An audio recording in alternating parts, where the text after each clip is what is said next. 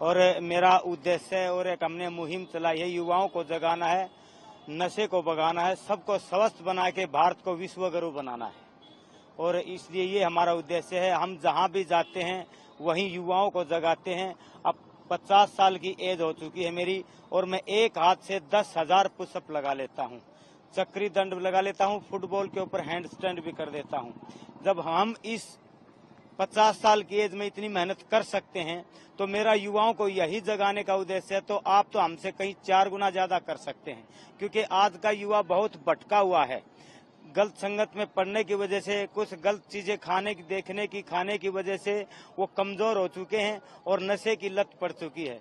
तो मैं सभी को यही कहता हूँ, माँ बाप की आज्ञा का पालन करिए, संतों का बड़ों का आदर करिए, घर का देसी भोजन खाइए, तो आप भी मेरी तरह ऐसे मजबूत और स्वस्थ हो जाएंगे। जी, कैसे विचार आया कि आप मेरे अड़ोस पड़ोस में और यारे प्यारे रिश्तेदार तो सबके होते हैं, तो उसमें कुछ बच्चे ऐसे थे वो रास्ता भटक गए थे, तो मैंने उनको काफी समझाने की कोशिश की और पिटाई भी की, तो उन पे कोई असर नहीं पड़ा।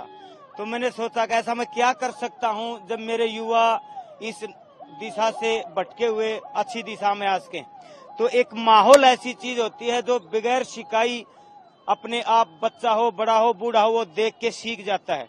तो मैंने 50 साल की एज में एक ऐसा माहौल बनाया है, मैं जहां भी जाता हूं अपना प्रदर्शन दिखा के, अपनी बॉडी को दिखा के, मेहनत दिखा के उनको यही जागरूक करता हूं कि मैं इस उम्र में ये कर सकता हूं, तो आप तो मुझसे ज्यादा युवा हैं, आप तो हमसे बहुत ज्यादा कर सकते हैं। और मेरे पास डेली 10, 15, 20 फोन भी आते हैं कि भाई साहब, गुरुजी, बाबा जी, मेरी एज 40 की है, 30 की है, कोई 20 की बताता है। मैं बीड़ी सिगरेट पीता था, मैंने वो बंद कर दी। मैं हुक्का पीता था, मैंने वो बंद कर दिया। मैं दारू पीता था, मैं धीरे धीरे कम कर रहा हूँ। मैं बिल्कुल घर पे रहता था, अब मैं एक्सरसाइज करने के लिए जिम में या कहीं भी ट्रैक पे जाता हूँ। तो मुझे बहुत खुशी होती है जब हम एक आदमी जब 5 को सुधारेगा और जब इसको अनेक करने लगेंगे तो क्या सब नहीं सुधर पाएंगे? पक्का मुझे विश्वास है सुधर जाएंगे। मेरा भारत ऐसा है, इसमें कुर्बानी की आवश्यकता पड़ती है। बहुत वर्षों पहले मेरे देशभक्तों ने कुर्बानी दी, भगत सिंह ने, सुभाष चंद्र बोस ने, आजाद ने। तो इसीलिए आज भी एक कुर्बानी देने की जरूरत है। लेकिन उस टाइम तो जान की कुर्बानी देनी पड़ती थी, मगर आज जान की कुर्बानी नहीं देनी। आज कुछ छोटे छोटे स्वाद, कुछ छोटे छोटे इंजॉय, बस उनकी कुर्बानी देनी है।